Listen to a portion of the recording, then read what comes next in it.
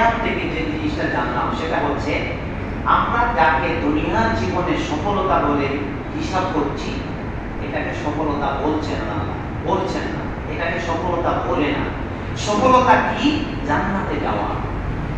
এবার এই আমাদের চিন্তাটা যে ভুল, এটা আল্লাহ আয়াত দিয়ে আঙ্গুল দিয়ে ধরিয়ে দিয়েছে। তিনি বলছেন যে মানুষ বাম হাতে আমলনামা পাবে, ওয়াম্মা মান উতিয়া কিতাবাহু বিশিমালিহি, যে তার আমলনামা বাম হাতে পাবে, অথবা অন্য আয়াতে আসছে মিন ওয়ারা'i যাহরিহি, পিছন দিকে পাবে। ফায়াকুলু ইয়া লাইতানি লাম উতা কিতাবিয়া, সে বলবে আহারে এই কিতাব যদি আমি না পাইতাম। এক্সাম্পল, ধরেন এসএসসি পরীক্ষা হয়েছে, আপনার ছেলেই বা মেয়ে পরীক্ষা দিয়েছে, পরীক্ষার রেজাল্ট হওয়ার পরে দেখলো সে ফেল করেছে। সাথে সাথে তার মনের মধ্যে একটা আসবে, এই পরীক্ষায় যদি আমি অংশগ্রহণ না করতাম আর এই পরীক্ষার রেজাল্টটা না হইতো ভালো ছিল, কারণ এখন আমি সবার কাছে শরম পাইতাম, লজ্জা পাইতাম। অমুক কি করছে? ফেল করছে। এটা মানুষ মেনে নেয়। সেম ক্যাটাগরি, সুবহানাল্লাহ। আসলে আমি বারবার বলি একটা কথা সব জায়গায়, যে সম্মানিত ভাইয়েরা সব পাবেন, কিন্তু দিনে কিছু সময় হলেও অর্থ সম্ভাবনা তিনি তো জুল হাতে অনুরোধ করে নিলেন। আমি শেষে এই প্রসঙ্গে দুই একটা আসব। প্রসঙ্গে মাঝখানে বললাম আর না হলেও আধা ঘন্টা, আর না হলেও 20 মিনিট, আর না হলেও 10টা মিনিট হলেও একটু একটা আয়াত বুঝে পড়ার চেষ্টা করবেন। দিনে অন্তত একবার দেখবেন জীবন কোন দিকে মোড় নেয়। প্রত্যেকটা আয়াত আপনাকে মানে কঠিনভাবে হৃদয়ের মধ্যে আঘাত করবে, হৃদয়ের মধ্যে আঘাত করবে। মক্কার কট্টর কাফির মুশরিকরা কিভাবে ইসলামের ছায়া চলে আসছে। এমনি বলতো তোমরা কোরআন শুনবা না, লা তাসমাউ লিহাযাল কুরআন ওয়ালগাউ ফীহি, হট্টগোল বাজাবা, গান গাইবা, কোরআন শুনবা না। কিন্তু কোরআন শোনার পরে ওরাই আসক্ত হয়ে যায়, ওরাই গেলে দিত। আমরা জানি না ওমর রাদিয়াল্লাহু আনহু ইসলাম গ্রহণের ইতিহাস, আপনারা যারা ইসলাম হিস্ট্রির ছাত্র সবাই এটা জানেন, যে তার বোন ইসলাম গ্রহণ করে ফেলেছেন। এই সংবাদ পাইয়া নবী মুহাম্মদ সাল্লাল্লাহু আলাইহি ওয়াসাল্লামকে তিনি মারার জন্য রওনা দিয়েছেন। পরে শুনলেন যে বোন ইসলাম গ্রহণ করছে, পরে সেখানে গিয়ে আল্লাহর আয়াত শুনতে পেলেন, মন গলে গেল। বললেন যে আমাদের নবীর কাছে নিয়ে যাও, এই তোমার মুসলমান। আল্লাহ নবী দোয়া করে দিয়েছিলেন, আল্লাহ ওমর অথবা আবু জেহেল, আমার একজন শক্তিশালী পার্টনার দরকার, যে আমার দ্বীনের কাছে সাহায্য করবে, একজনকে কবুল করো। আল্লাহ ওমর রাদিয়াল্লাহু আনহু ব্যাপারে আল্লাহ দোয়া কবুল করেছেন। এই ওমর রাদিয়াল্লাহু আনহু কোন ওমর রাদিয়াল্লাহু আনহু ইসলাম গ্রহণ করার পরে আল্লাহ নবীকে বলেন, আল্লাহ নবী আপনি সত্য না? বলে হ্যাঁ সত্য। ইসলাম সত্য না? বলে সত্য। দ্বীন সত্য না? বলে সত্য। এর আগে চুপি চুপি ইবাদত চলতো, লুকায়া লুকায়া ইবাদত চলতো, মানে ঝাপাই করতো মুশরিকরা। ইসলামের বিপক্ষে যারা ছিল, দ্বীন মানতে রাজি না, তারা বলছে আজা আল্লাহ আলিয়াতা ইলাহু ওয়াহিদা। কি মুহাম্মদ কি সর্বনাশ করলো সাল্লাল্লাহু আলাইহি ওয়াসাল্লাম, মুহাম্মদ কি সর্বনাশটা করলো। আমাদের এত শত শত দেব-দেবী, 360 মূর্তি তারা কাবা করে বানায় রাখছে। বলতেছে কি সব ইলাহ বাদ, এক ইলাহের ইবাদত করতে হবে, যার নাম আল্লাহ সুবহানাহু ওয়া তাআলা। সাহাবারে আল্লাহ নবী ডাক দিয়ে নিলেন, বলেন ইয়া সাহাবা, সকালের বিপদ সবাই গেল। এটা তাদের একটা প্রথা ছিল যে কোনো বিপদ করতে পাহাড়ে উঠে চিৎকার দিত, সবাই একত্র হতো, সমাধান খুঁজতো। সবাইকে সূরা তাবাকিয়াতার শান নজুল করবেন। আমি বলছি না যে আমার টাইম কম, একটু পরে নামতে হবে, আমি এটা আসছি। তা আল্লাহ নবী সাল্লাল্লাহু আলাইহি ওয়াসাল্লাম সবাইকে নিলেন, মনে করছে যে তাড়াতাড়ি কোন বিপদ, নবী মুহাম্মদ সাল্লাল্লাহু আলাইহি ওয়াসাল্লাম আমাদেরকে কিছু একটা বলবেন। তখন বললেন যে আচ্ছা বলো তো, আমি যদি বলি পাহাড়ের ওই দিক থেকে শত্রু এসে আক্রমণ করতেছে তোমাদের উপরে, তোমরা আমার কথা বিশ্বাস করবে না? সবাই একবারকে বললো হ্যাঁ বিশ্বাস করবো।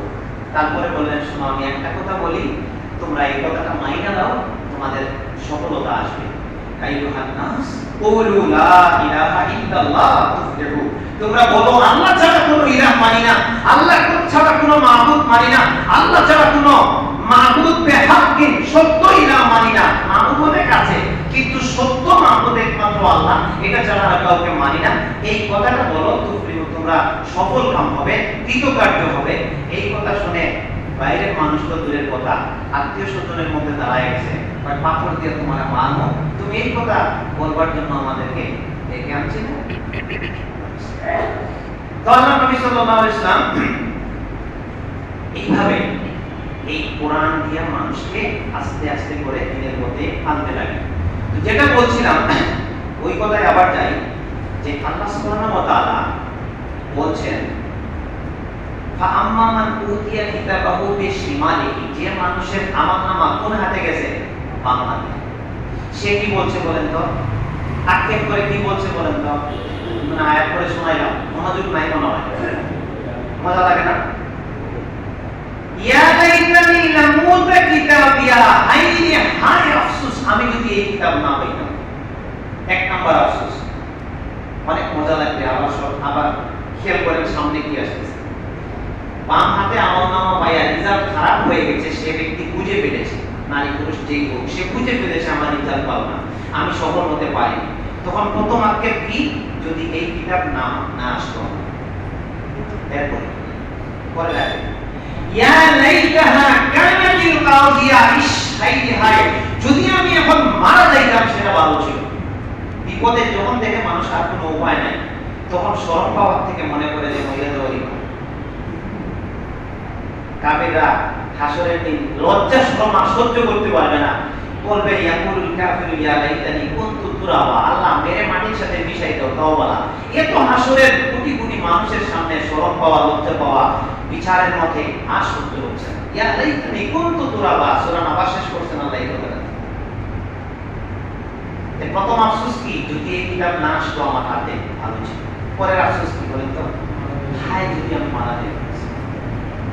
ইয়া লাইতাহা কানাতিল কাযিয়া। এরপরে কথা দেখেন, এইখানে আসা এবার আমাদের বর্তমান বাস্তবতা পৃথিবী মিলাইলে দেখবেন অক্ষরে অক্ষরে মিলে যাচ্ছে। এত মজা আল্লাহর আয়াতের মধ্যে, এত স্বাদ আর এত যে বাস্তবসম্মত। কোরআন যে সত্য এটা এমনিই বোঝা যায়, বাস্তবতার সাথে মিলে যায়। এরপরে বলছে ওই ব্যক্তিটা বলছে মা আবনা আন্নি মালিয়া, এত মাল কামাইলাম আর যে মাল কামানোটারে সফলতা মনে করলাম, একটা বাড়িতে কান্ত হয় নাই দুইটার জায়গায় তিনটা, এক বিঘার জায়গায় 2 বিঘা, একরের পরে একর, মানুষকে সরাই দিয়া তাদের উপরে জুলুম কইরা মামলা দিয়া সরাই দিয়া আমি সব কবর করলাম, এত সম্পদ কামাইলাম, গেল দুনিয়ার বিচারে দেখবেন এমন অনেক মানুষ আছে দুনিয়াতেই ফেসে যায়, অনেক মাল, কত মাল আল্লাহই জানে, কিন্তু এমন এক জায়গায় যে ফেসে যাচ্ছে সে একটা টাকাও কোনো কাজে লাগতেছে না। মা আবনা আন্নি মালি, আমার মাল কোথায় গেল রে আজকে? যে মালের পিছনে ছুটতে যাই আমি এমন কোনো অন্যায় নাই যেটা করি নাই, সেই মাল আমার আজকে কোথায়? তারপরে কথা দেখ, তিনটা আফসোস গেছে। কথাগুলো একবারের জন্য না, জীবনের জন্য। এক নাম্বার কি? কিতাবটা যদি আমলনামা না পাইতাম। 2 নাম্বার কি? যদি মরে যেতাম। 3 নাম্বার আফসোস কি? আমার মাল গেল কই আজকে? যে মালের জন্য আমি অপরাধ করে বেড়াইছি দুনিয়াতে, এই মাল দিয়ে সব হবে, আজকে আমার মাল কোথায়? তারপরে কথা কি? 4 নাম্বার কথা কি? হালাকা আন্নি সুলতানিয়া, আমি না অনেক ক্ষমতাশীল ছিলাম, আমার না অনেক বড় পদ ছিল, আমার ভয়ে না মানুষ থরথর করে কাঁপতো, আমি যেটাই করতাম সেটাই আইন পাস হয়ে যেত, আমার সেই ক্ষমতা আজকে গেল কোথায়? হালাকা আন্নি সুলতানিয়া, আমার ক্ষমতা আজকে খর্ব হয়ে গেল। চিন্তা করছেন আল্লাহর আয়াত কেমনে মিলে? আমরা পৃথিবীর দিকে যদি তাকাই দেখবেন অনেক রাজা বাদশার ইতিহাস, পৃথিবীর ইতিহাস যদি দেখেন, ফেরাউনকে দেখেন, সে বলেছে আমার চেয়ে বড় রব বলতে কেউ নাই, আমি সবচেয়ে বড় রব। সে সুখে আর শান্তিতে আর সম্পদের বিমুখে এতই বিমূঢ় হয়ে গিয়েছিল, বলছে আমার চেয়ে বড় রব কেউ নাই। কারণ সম্পদের অঢেল সম্পদ, এক বাহিনী লাগতো শুধু চাবি হইতে, চাবি চাবি চাবি। আমি তো আয়াত পড়তে পারতেছি না, সূরা কাসাসের শেষে মা ইন্না মাফাতিহাহু লাতানু বিল উসবাতি উলিল কুওয়া, বিশাল বাহিনী ছাড়া তার সম্পদের গুদামের চাবি বহন করার কারো ক্ষমতা ছিল না। এত চাবি দেখে গুদাম কত, আর এত গুদাম হইলে সম্পদ কত। শুধু বলছিলেন যে আল্লাহকে ভয় করো, আল্লাহর পথে খরচ করো, তাকে বলা হয়েছিল। সে বলছিল কি জানেন? আরে কোন কি ইন্নামা উতিতু আলা ইলমিন ইনদি, অহংকারে ভাবে এটা আমার জ্ঞান দিয়ে আমি অর্জন করেছি, আমি আবার অন্যকে দেব মানে? আল্লাহ মাইন্ডে লেগে গেছে। আল্লাহ বলছে ও সম্পদ পাইয়া এত বড় অহংকারী তুমি হয়ে গেছো। ফাকাসাবনা বিহি ওয়া বিদারিনা, তাকে সহ তার ঘর বাড়ি গাড়ি জমি জমা সম্পদ সব সহ ধসে গেল পৃথিবীতে, সেও নাই সম্পদ, সেও নাই সম্পদ।